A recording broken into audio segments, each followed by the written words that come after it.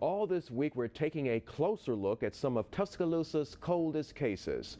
WVUA's Jennifer Edwards joins us now live in studio with more in this special WVUA report.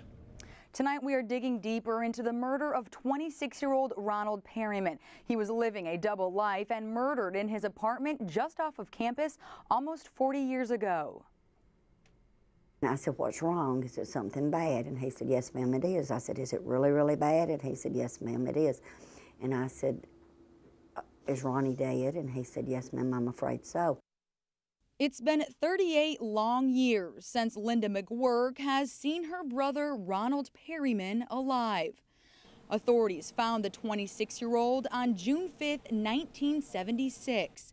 He had been shot multiple times in his apartment on Reed Street, just off of the University of Alabama campus. He had not been spoken to in approximately a week when another neighbor became concerned about some things and contacted the police department. When they entered his apartment, they found him that he'd been murdered inside the apartment. What makes Perryman's death investigation stand out to authorities? A chilling message the killer left behind in Perryman's blood. There were some derogatory words written on the walls in the scene, within the crime scene inside his apartment that were reference to his lifestyle at that time. Specifically, they were derogatory towards homosexuals. Hearing the news of her brother's death and the double life he lived, both came as a complete shock to McGuirk. He just didn't have the rough nature that I did or my older brother did.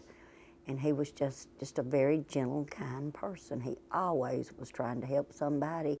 Although nearly 4 decades have gone by, investigators continue to track down leads with the goal of bringing closure to Perryman's family and making sure justice is served. We still feel that whoever obviously did this, somebody might know who they are. They might have said something to them about what happened.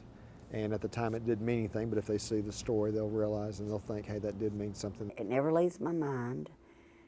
I'm always looking, I'm always thinking, I'm always wondering.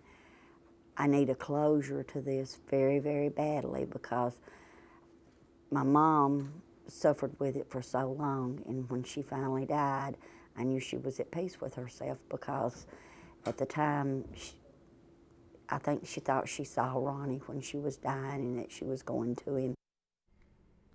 And if you have any information about Perryman's death, you are encouraged to call the Tuscaloosa Metro Homicide Unit at 464-8690 or Crime Stoppers at 752-STOP. Join us tomorrow as we take a closer look at the unsolved murder of Deontay Petty, the 22-year-old who was caught in crossfire at a former club 14 years ago. For WVUA News, I'm Jennifer Edwards.